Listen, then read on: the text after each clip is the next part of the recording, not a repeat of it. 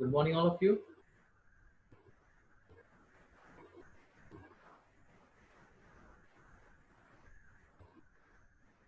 आवाज सुनाई दे रहा है आपको? Okay, good.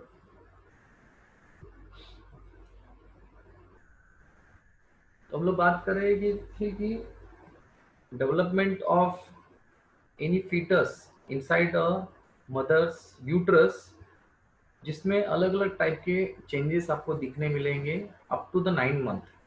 तो हम लोगों ने उसको ट्राइमेस्टर साइकिल में डिवाइड कर लिया था, यानी 9 मंथ को 3-3 महीने के हिस्सों में डिवाइड करने के बाद ओके आपको जो चेंजेस दिखने मिलेंगे इनटू द एम्ब्रियो, तो हम लोग ने पूरे डिटेल में देखा किस तरह से फर्स्ट ट्राइमेस्टर में क्या होता है, सेकेंड ट्राइमेस्टर में क्या होता है, थर्ड ट्राइमेस्टर में तो बहुत ही ज़्यादा चेंजेस दिखने मिलेंगे, जिसमें फुल्ली मैच्योर जो फीटस होता है वो आपको देखने मिलेगा। एंड इसकी वजह से बहुत से चेंजेस दिखने मिलेगी इन फीमेल। तो वो कंटिन्यूशन होता है ओके, और कंटिन्यूशन होगा with the help of some important factors like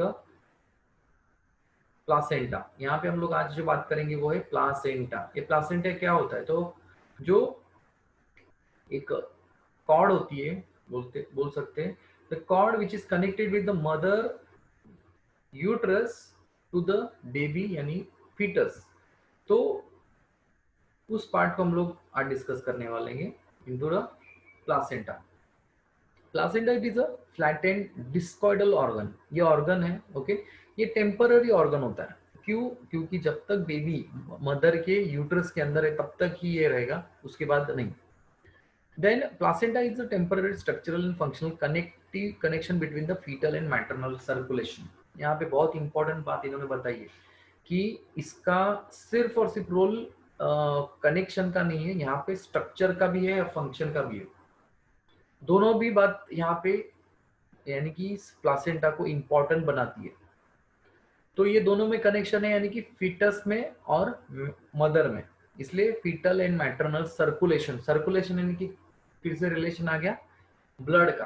तो ब्लड जो मदर का होगा वो ही कनेक्शन उस आने वाले बेबी का रहेगा। तो वो बेबी को नरिशमेंट देने का काम, उसको ऑक्सीजन देने का काम, वो सभी के सभी किसके थ्रू किया जाएगा? प्लासेंटा के थ्रू किया जाएगा। The placenta facilitate the supply of the oxygen. मैंने अभी बताया कि सिर्फ और सिर्फ ब्लड वो सप्लाई नहीं करेगा, वो ऑक्सीजन को भी लेके जाएगा। तो ऑक्सीजन जो मदर ले रही है वही उस बेबी को मिलने वाला है। देन न्यूट्रिएंट्स, न्यूट्रिएंट यानी कि क्या? तो जो फूड मदर खाने वाली है उस फूड का कुछ पार्ट उस आने वाले बेबी को भी मिलने वाला है। For the removal of the carbon dioxide and excreted wastes the products by the fetus, यानी फीटस भी एक्सक्रीट करता है, यानी कि उसकी भी, क्योंकि कोई भी सेल को ओके बाकी के मेटाबॉलिक एक्टिविटी होने के बाद बहुत सी जो बाय प्रोडक्ट्स है, जैसे कि हम लोग भी फूड खाने के बाद बाय प्रोडक्ट निकलता है, वैसे ही जो बेबी होगा जो फीटस कंडीशन में है उसकी भी कुछ एक्सक्रीटरी मटेरियल उसके रिलीज होते हैं। और वो कहाँ पे स्टोर रहेगा? तो वो प्लासेंटा के अंदर ही रहेगा। यहाँ पे जो मदर एंड यूट्रस से कनेक्शन जो करवाता है वो होता है अम्बिलिकल कॉर्ड ओके, नाल वो बोलते हैं उसको। तो अम्बिलिकल कॉर्ड बहुत बड़ा क्या करता है, रोल प्ले करता है यहाँ पे। आप देख सकते हो डायग्राम के अंदर ओके कि कैसे एक जो फीटस है वो ब्लड वेसल से कनेक्टेड है ओके, और ब्लड वेसल के ऊपर कवरिंग है ओके। और देख सकते हैं यहाँ पे उसको नाम दिया गया है अम्बिलिकल कॉर्ड। देन उसके ऊपर है इंटरविलस स्पेस, इंटरविलस स्पेस जो आपका यूट्राइन मेम्ब्रेन को होता है। देन ऊपर ऊपर ऐसे वेव शेप्ड जो होती है उनको बोलते हैं विलाय। देन प्लासेंटा जो कनेक्शन होता है बेबी एंड यूट्रस के अंदर। Then uterine wall, amniotic sac. अभी एमनियोटिक सैक क्या होता है? तो एमनियोटिक सैक एक बड़ा सा फ्लूड होता है, फ्लूड से भरा हुआ रहता है, it is known as amniotic fluid.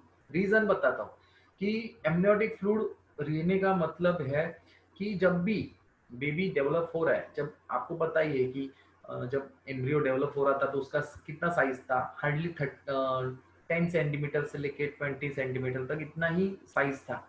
But वो उसकी ग्रोथ होने वाली है ना, सेल डिवीजन होने वाला है, जिसकी वजह से उसकी कंटिन्यूस ग्रोथ हो रही है उस फीटस की। एम्ब्रियो का डेवलपमेंट फीटस में हुआ, फीटस का डेवलपमेंट बेबी के अंदर हो रहा है, तो उसकी साइज भी इंक्रीज हो रही है, बढ़ रही है। बढ़ने के साथ साथ सपोज करो कि मदर का, यानी कि जो बेबी कंसीव कर रही हो, मदर गिर गई या फिर जंप किया उसने, तो वो जो मैकेनिकल इंजरी होती है या फिर हो सकती है इन फ्यूचर, कभी भी हो सकती है, उससे बचा कैसे जाए। तो उससे बचा जाने का चांसेस यहाँ पे कम से कम हो जाता है with the help of amniotic fluid. क्योंकि बेबी को अगर झटका लगा है फिर कुछ भी लगा, उसको बचाने का काम कौन करता है? एमनियोटिक फ्लूइड करता है। वो लिक्विडियस फॉर्म में होता है, तो इसकी वजह से वो घूमते रहेगा, उसको ज्यादा कुछ नुकसान नहीं होगा, बट उसका प्रोटेक्शन होगा इसके थ्रू, एमनियोटिक फ्लूइड की वजह से। तो amniotic fluid work as a shock absorber, कि मदर को बाहर से कितना भी झटका लगे, सपोज करो गिर गई, स्लीप हो गई, ओके, जंप किया, ओके, इसका बाहर से अंदर कोई इफेक्ट नहीं होना चाहिए, इसलिए एमनियोटिक फ्लूइड का यहाँ पे बहुत बड़ा रोल प्ले होता है। Then outer layer, it is a chorion and amnion, okay, ये दो आउटर लेयर है, आउटर एंड इनर लेयर है। तो इनर लेयर एमनियन होता है, आउटर लेयर कोरियन होता है। चलो आगे बात करते हैं। तो प्लासेंटा ये एक ऑर्गन है, बहुत इंपॉर्टेंट ऑर्गन है, और ये ह्यूमन के अंदर तो बहुत बड़ा रोल प्ले करता है। वैसे जितने भी मैमल्स होते हैं उनमें भी होता है इसी तरह का। The placenta is the only organ which formed by the tissue and two different individuals of the mother and fetus। दोनों जो ऑर्गेनिज्म है उनसे ही क्या होता है, रिलेशन होता है उसका। The part of the placenta contributes by the fetus is called fetal placenta. क्योंकि प्लासेंटा अगर उस फीटस से कनेक्टेड है उसको बोलते हैं fetal placenta. And it is a chorionic villi. Chorionic यानी कि इसे वेव जैसे ही जनरेट होती है प्लासेंटा के अंदर की वॉल के अंदर। The other part which is rich in fluid, उसके साथ ही यानी कि प्लासेंटा क्या क्या सप्लाई करता है, तो बहुत सा ब्लड सप्लाई करता है, और it is a part of the uterine wall. और किससे कनेक्टेड होता है? यूट्रस से, इसलिए यूट्राइन वॉल से कनेक्टेड होता है। एंड लास्ट लाइन बहुत इंपॉर्टेंट है कि human placenta it is a haemochorial. अभी हीमोकोरियल का मीनिंग क्या है पता है क्या? कि जो बेबी या फिर जो भी मैमल, उसका डेवलपमेंट मदर की यूट्रस में हो रहा है, that means it is directly connected with the mother. तो वो मदर का जो भी ब्लड है, डायरेक्टली ब्लड कहाँ पे जा रहा है? तो उस फीटस को मिल रहा है। It is the direct connection between the mother and fetus, और मदर और baby. This type of relation known as the hemochorial type of a placenta। इसका प्लासेंटा किस टाइप का है? हीमोकोरियल। हाँ, ये कभी भी याद रखो कि ह्यूमन का जो डायरेक्ट कनेक्शन होता है, ओके, यानी जो फीमेल्स जो भी होगी, यानी कि जो मदर होगी, उसका डायरेक्ट कनेक्शन होता है। डायरेक्ट कनेक्शन किससे होता है? तो उस फीटस से, बेबी से, जो डायरेक्ट ब्लड ले सकता है, यानी कि मदर का ब्लड फीटस को मिल रहा है यहाँ पे डायरेक्टली, और इसको ही बोलते हैं hemochorial. Hemo means blood, okay, chorial यानी कि जो लाइनिंग होती है, आउटर लेयर होती है, वो कनेक्टेड होती है और वो ब्लड सप्लाई करती है। Now next paragraph, the umbilical cord is formed by the 3 blood vessel. यहाँ पे कितनी ब्लड वेसल है? 3। Is these blood vessels 2 are small arteries, यानी कि 2 आर्टरीज होती है इसमें, और एक ही क्या होगी? इसकी वेन होगी, लार्ज वेन। कभी भी याद रखो, तो आर्टरीज का मेन फंक्शन क्या होता है? 11 में पढ़ा हुआ है हम लोगों ने कि artery supplies the oxygenated blood and when supply deoxygenated blood. यानी कि आपको पता ही है कि 2 टाइप की ब्लड वेसल हमारे बॉडी में होती है, बट यहाँ पे जो बेबी से कनेक्टेड है टोटल है 3, उसमें से 2 है आर्टरी, एक ही मेन होती है। The placenta is acts like the endocrine tissue. Placenta एक एंडोक्राइन टिश्यू का काम कर रहा है। ये बहुत बड़ा लाइन है। रीजन है कि एंडोक्राइन जो ऑर्गन होते हैं ना, ये direct hormones, direct enzyme supply करते हैं, डायरेक्ट वो ब्लड के अंदर मिक्स हो जाते हैं। इसी तरह का प्लासेंटा का भी रोल होता है, वो एक हार्मोन रिलीज करता है, उसका नाम है HCG, ओके। उसी तरह से प्रोजेस्टेरॉन भी रिलीज करता है, एस्ट्रोजन भी रिलीज करता है, रिलैक्सिन भी क्या करता है, सीक्रेट करता है। और रिलैक्सिंग और कौन सीक्रेट करता है, तो वो है ओवरी। द HCG, इसके बारे में आपको पढ़ा हुआ है, HCG के बारे में प्रीवियस लेक्चर में पढ़ा हुआ है, इसके ऊपर मैं ज्यादा डिटेल में बोलूंगा नहीं। तो ये हार्मोन्स क्या होते हैं, तो सिग्नलिंग का काम करते हैं, कभी भी याद रखो, hormones plays a role in signalling. कभी भी बॉडी में सेल टू सेल इंटरेक्शन करना है किसी सेल को या फिर टिश्यूज को, वो इंटरेक्ट किसके थ्रू करेंगे, हार्मोन्स के through. By the end of this trimester progesterone, यानी कि तीसरी ट्राइमेस्टर साइकिल हो गई, यानी ऑलमोस्ट 9 मंथ होने आए हैं, the progesterone it produced by the placenta. तो प्लासेंटा लास्ट का हार्मोन कौन सा प्रोड्यूस करेगा, प्रोजेस्टेरॉन। कभी भी याद रखो, the hormone are required for the fetal growth, it is maintain by the pregnancy. और फीटस यानी अब जिसका एज हो गया अभी 7 या 8 महीने का बेबी है, फुल्ली मैच्योर हो जाता है, मूवमेंट करने लगता है, फील भी होता है मदर को, ओके। और वो हार्मोन है, वो है प्रोजेस्टेरॉन, जो उसको कंटिन्यू करता है अप टू द 9 मंथ। कोई कोई बेबी 9 मंथ से पहले भी आ जाता है, आपको पता ही है, कोई 9 मंथ से ज्यादा पहुंच जाते हैं। तो depends on the growth of the fetus, fetus की ग्रोथ इंपॉर्टेंट है यहाँ पे। बहुत लोग बोलते हैं कि किसी किसी बेबी को तो 7 मंथ में भी आ जाते हैं, ओके। तो देखो कि वो रीजन अलग अलग हो सकते हैं, बेबी का डेवलपमेंट बहुत इंपॉर्टेंट होता है, वो किस महीने में वो कंप्लीट हो रहा है वो हम लोग बोल नहीं सकते, इट इज नॉन प्रिडिक्टेबल, ये हम लोग कभी अंदाजा नहीं लगा सकते, ओके। यहाँ पे हम लोग अभी और एक बात करेंगे, वो है पार्चुरेशन। पार्चुरेशन करके हम लोग ये थोड़ा सा पैराग्राफ पढ़ लेंगे about the blood bank of Kolkata.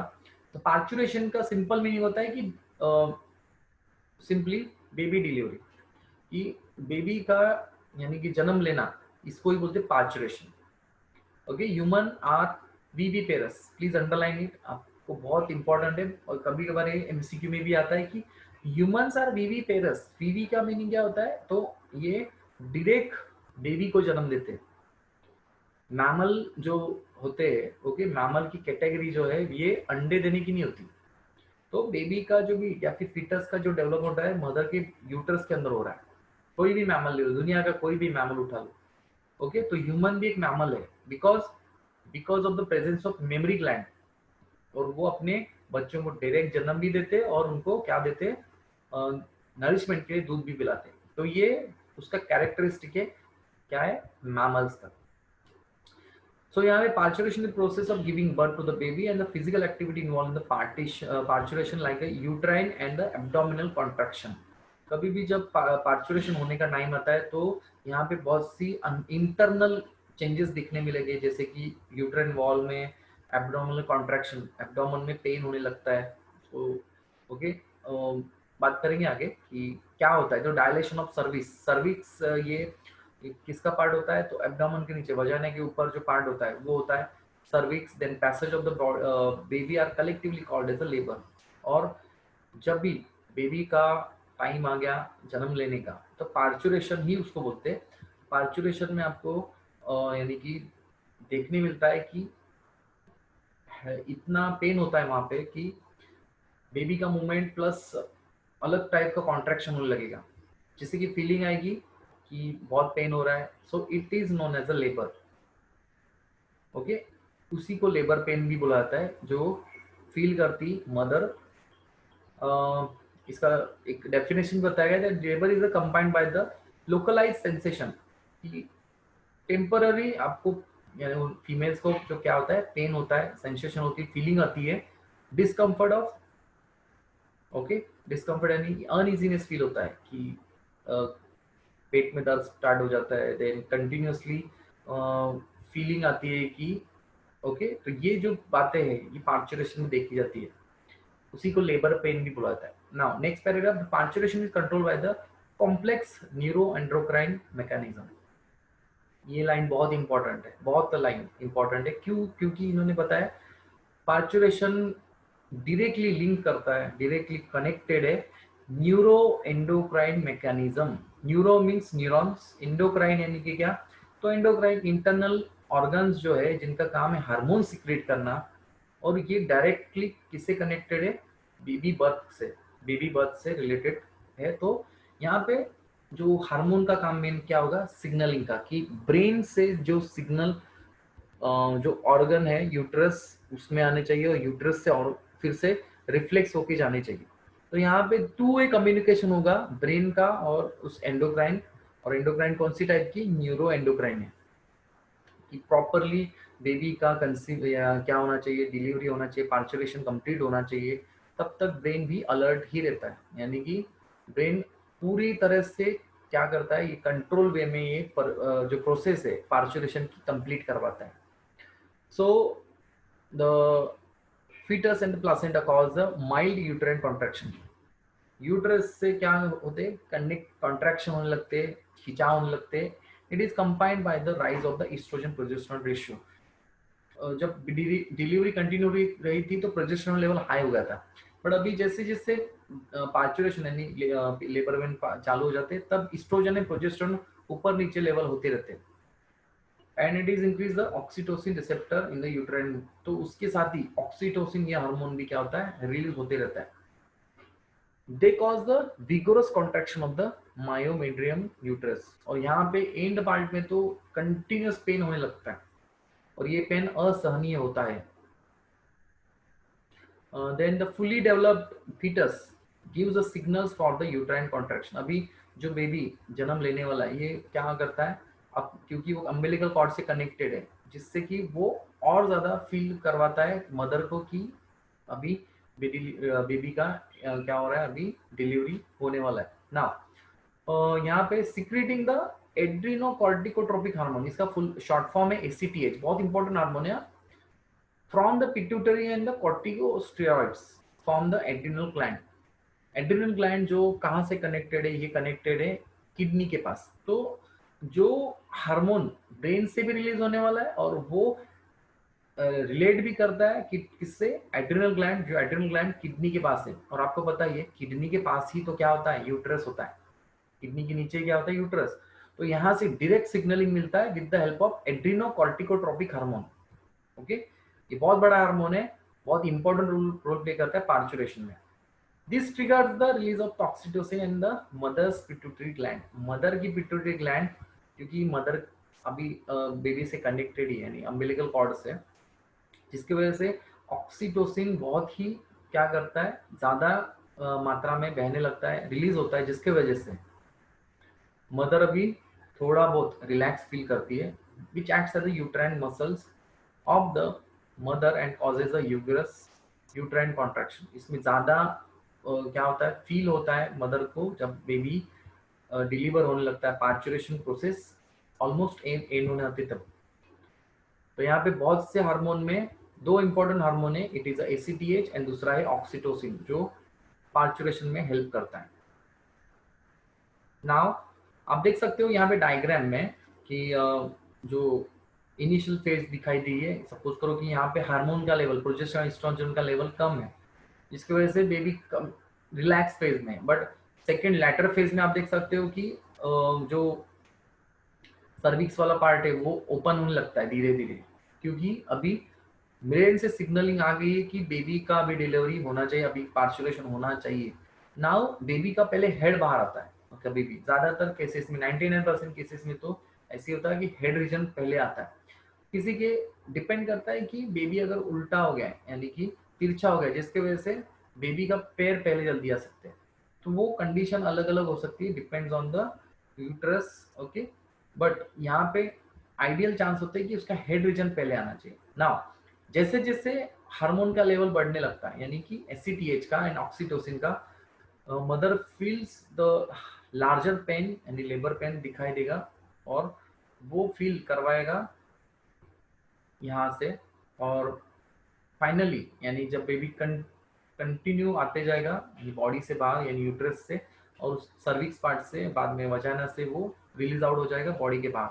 तो यहाँ पे कंप्लीट जो रिलीज आउट होगा, पार्चुलेशन कंप्लीशन का जो काम होगा, यहाँ पे कुछ ऐसा ही होगा। यहाँ पे लास्ट पार्ट इन्होंने डिस्कस किया हुआ है कि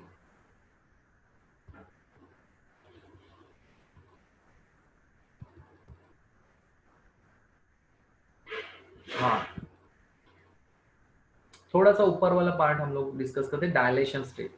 डायलिशन स्टेज क्या होता है, तो uterine contraction begins from the top, कि यूट्रस में कंटिन्यूस कॉन्ट्रैक्शन होते रहता है, जिसके वजह से बेबी का भी यानी कि पार्चुरेशन में फेज में आना अभी स्टार्ट हो जाता है। And baby towards the cervix and contractions combined by the pain, यहाँ पे हायर पेन फील किया जाता है by mother, and oxytocin induce the uterine contraction. और ऑक्सीटोसिन यहाँ पे रिस्पॉन्सिबल, ऑक्सीटोसिन एक हार्मोन है जो पार्चुरेशन में हेल्प करेगा। तो stronger and stronger stimulatory reflex, और उससे मदर को ज्यादा पेन होने लगता है यहाँ पे। As a result the baby is pushed down, और इसका रिजल्ट क्या मिलेगा, यूट्रस के वजह, यूट्रस में कॉन्ट्रैक्शन की वजह से बेबी ऊपर से नीचे धकेला जाएगा। Now the head comes lie against the cervix, cervix के पास पहला तो सर आएगा बेबी का, द सर्विक्स गेट्स डायलेटेड, अभी सर्विक्स क्या हो जाएगा, डायलेट हो जाएगा, उसमें बोल सकते हैं नो फीलिंग जैसी फीलिंग आएगी यहाँ पे, क्योंकि चांसेस बहुत ज़्यादा होते हैं कि अगर कोई भी लार्जर चीज़ सर्विक्स से बाहर आएगी तो ऑब्वियसली वहाँ पे पेन का जो लेवल है वो हायर हो जाएगा, बट वो कंट्रोल किया जाता है। इसको कंट्रोल कैसे किया जाएगा, बाय ऑक्सीटोसिन। ऑक्सीटोसिन एक तरह से उसको फील करवाएगा कि वहाँ पे कोई फीलिंग्स ही नहीं है। The vagina also shows a similar dilation, और वजाइना जहाँ से ओपनिंग है, स्मॉल ओपनिंग होती है, वहाँ से ये बेबी का कंसीविंग ज़्यादा होने लगेगा, और वहाँ पे आपको दिखेगा कि rupturing of amniotic membrane. Rupture of amniotic membrane यानी कि क्या, एमनियोटिक जो आउटर लेयर थी, कोरियन एमनियन पता है ना, और उसके अंदर एमनियोटिक फ्लूइड था, तो वो अभी जो बैग लाइक स्ट्रक्चर होती है वो क्या हो जाती है, फट जाती है, क्योंकि बेबी उसके अंदर है। फटना ज़रूरी भी है, नहीं तो बेबी जल्दी बाहर नहीं आएगा। Next part expulsion. एक्सपल्जन यानी कि क्या, कि धकेलना किसी भी चीज को। Uterine and abdominal contraction becomes stronger, अभी इस टाइम में बहुत ज्यादा जो प्रोसेस किया जाएगा बेबी को बाहर लाने की। The normal delivery of the fetus passed out through the cervix, और वजाना के थ्रू वो बाहर धकेला जाएगा, and it last long up to the 20 to 60 minute. ये कितने घंटे चलेगा, यो 20 से 1 घंटे तक, 20 मिनट से लेके 1 घंटे तक ये प्रोसेस चलेगा।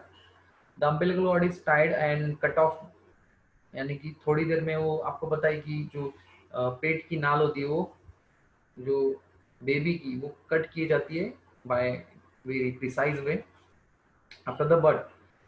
बर्थ के बाद क्या होता है, the baby the placenta separates from the uterus and the spread out after the birth, और इसके बाद बर्थ हो जाती है यानी डिलीवरी हो जाती है, बेबी का जन्म हो जाता है। Now the due to the severe contraction of the uterus this process is up to the 45 minutes, और डिलीवरी के 45 मिनट्स तक ये फीलिंग उस मदर को रहेगी, क्योंकि वहां पे हार्मोन्स का यानी कि केमिकल का क्या हो रहा है, कंटिन्यूअस रिलीज आउट हो रहा है। ब्रेन को पता नहीं है कि कितना टाइम लगने वाला है। ब्रेन का काम क्या था, सिग्नलिंग सेंड करना, ऑक्सीटोसिन एंड एसीटीएच का रिलीज आउट करना।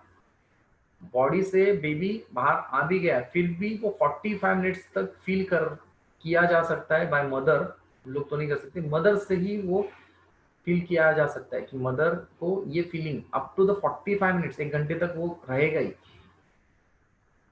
तो यहाँ पे जो बहुत ही इंपॉर्टेंट पार्ट हम लोग ने आज डिस्कस किया है, इसका थोड़ा सा वीडियो रिकैप देख लेते हैं कि किस तरह से होता है बेबी का अम्बिलिकल कॉर्ड से relation. To support the fetus while it's growing. So, firstly, we've got to take a basic look at the placenta. We all know that the baby comes along with an umbilical cord, and down that cord you have 2 umbilical arteries, and they carry deoxygenated blood away from the baby. And then you have 1 umbilical vein, and that carries all the good oxygenated blood that's full of nutrients away from the placenta and into the baby. Inside the placenta, you have a bit of a complex network of arteries and veins, but they're quite simple once you get your head around them. First of all, you have the maternal vein and artery inside the placenta. And these veins and arteries feed into something called the intervillous space. And what this is basically pools of maternal blood form sort of like a lake in which lots of maternal blood is collected, just sitting there waiting to interact with the fetal blood. Now you have the umbilical arteries and the umbilical veins that penetrate and form a sort of tree-like structure within the intervillous space, so inside those pools of blood. And the maternal blood and fetal blood don't actually mix, but they come in very close contact across a thin membrane, and that's known as the placental membrane. So across this placental membrane, lots of things can transfer or diffuse from the maternal blood into the fetal blood and vice versa. And it's this process of diffusion that forms much of the function of the placenta. Let's look at the first function of the placenta, and that's the respiratory function. So because the baby can't actually breathe, it's in a big bath of amniotic fluid, it needs to rely on the placenta to basically act like a pair of lungs. So what does it do? Well, firstly, oxygen needs to transfer from the maternal blood into the fetal blood. And the way it does this is fetal hemoglobin has a higher affinity for oxygen than maternal hemoglobin. What this means is if you put a molecule of maternal or adult hemoglobin next to a molecule of fetal hemoglobin, oxygen will actively transfer from the maternal hemoglobin to the fetal hemoglobin. Just think of the fetal hemoglobin as being more sticky for the oxygen, more attractive for the oxygen. The second respiratory function is that the carbon dioxide that's present in the fetal blood, all of this waste carbon dioxide that's generated by the fetus, simply diffuses across the placental membrane from the fetal blood into this pool of maternal blood. That way the baby can get rid of a lot of the carbon dioxide that it's created. The next function is an excretion function, and you can think of this as the placenta acting a bit like a kidney that you'd find in an adult. So what it does is it balances out a lot of the chemicals and molecules that need to be balanced in the blood. Things like bicarbonate, hydrogen ions, lactic acid, urea and creatinine. They can all diffuse across the placental membrane and balance out the baby's blood in the same way that a kidney would do in an adult. The next function of the placenta would be the nutrition function. So the baby can't actually eat any food while it's in the womb. So it relies on the mum to eat and create carbohydrates and micronutrients that circulate around the mum's blood, and then these diffuse across the placental membrane into the fetal blood and provide the fetus with oxygen and vitamins and micronutrients that it needs to grow. This is one reason it's so important that the mum doesn't become. तो देखा आपने कि कैसे placenta के अलग अलग role है baby के हर एक डेवलपमेंटल स्टेज में, कि बेबी भले ही फुल्ली मैच्योर नहीं है, फिर भी उसमें पॉसिबिलिटी होती है कि ये एक लिविंग की तरह ही बिहेव करे, क्योंकि अभी तक बेबी के अंदर सभी के सभी ऑर्गन डेवलप नहीं हुए, और डेवलप ना होने की वजह से जो भी नरिशमेंट हो, डाइजेशन हो, या फिर कुछ भी कोई भी प्रोसेस हो, ये कौन करवाता है? तो by umbilical cord. Umbilical cord का बहुत बड़ा रोल प्ले होता है यहाँ पे।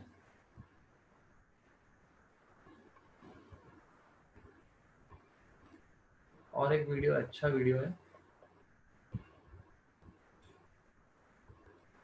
It is important to diagnose low position placentae during pregnancy. Owing to placental migration, over 90% of women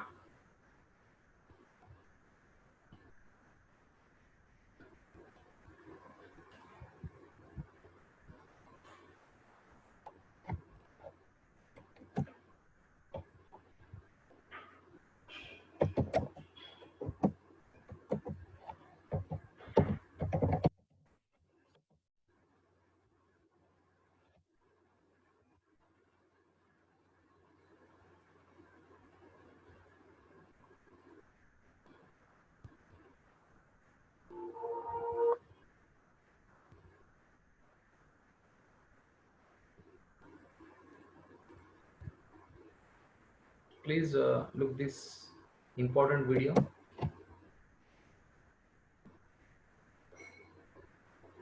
Starts differentiating to form the primary germ layers. This process is called gastrulation.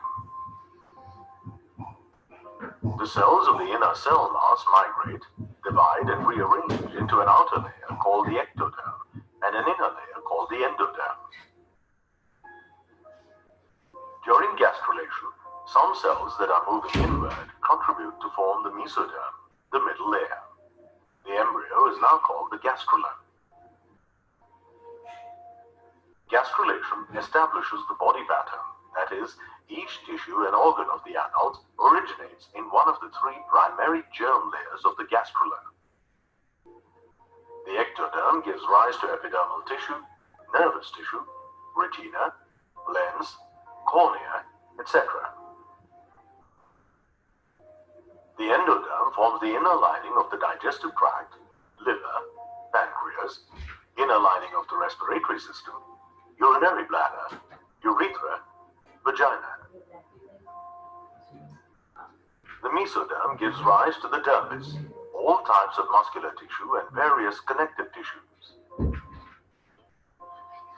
The development of the major organ systems is called organogenesis.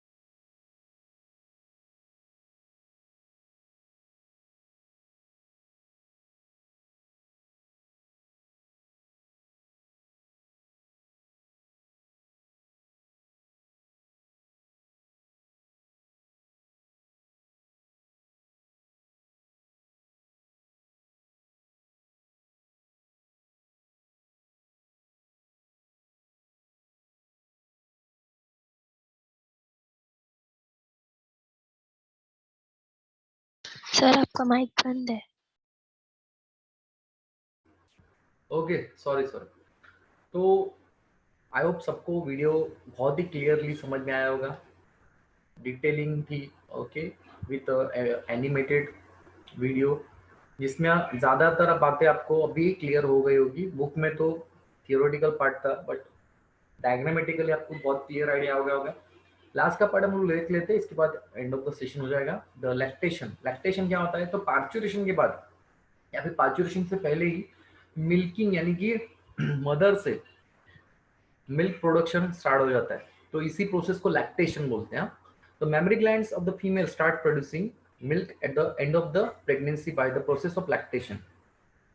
सबसे important जो hormone milk में होता है वो होता है prolactin. Lactose ये milk sugar होता है, ओके। मिल्क में जो शुगर होती है उसको लैक्टोज बोला जाता है। और ये किससे बनता है, यानी कि इसके अंदर कौन सा हार्मोन ज्यादा होता है? तो होता है prolactin, which is responsible for the production of the milk.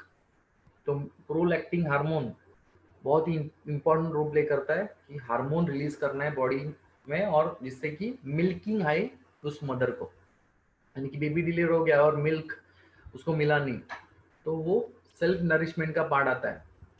But ये ह्यूमंस में और मैमल्स में देखा जाता है ओनली, बाकी कोई एनिमल में ये लैक्टेशन प्रोसेस कभी देखी गई नहीं है, भी सुनी भी नहीं होगी। तो मैमल में जो दूध पिलाने की मदर्स का फीडिंग होता है बेबी यानी यंग वंस को, वो होता है lactation. The lactation helps the mother in feeding the new baby born and it secrets by the mammary glands. Mammary gland कौन सी होती है? जो दूध प्रोड्यूस कर रही है। एंड नाउ द कौन सा पार्ट वहां पे होता है? वो होता है कोलोस्ट्रम।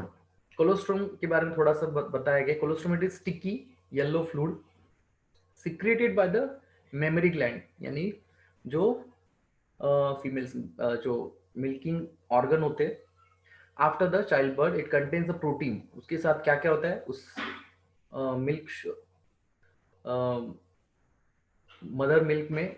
तो इम्पोर्टेंट मिनरल्स होते हैं जैसे कि प्रोटीन, लैक्टोज एंड एंटीबॉडीज होती है। इसलिए बोलते हैं कि जो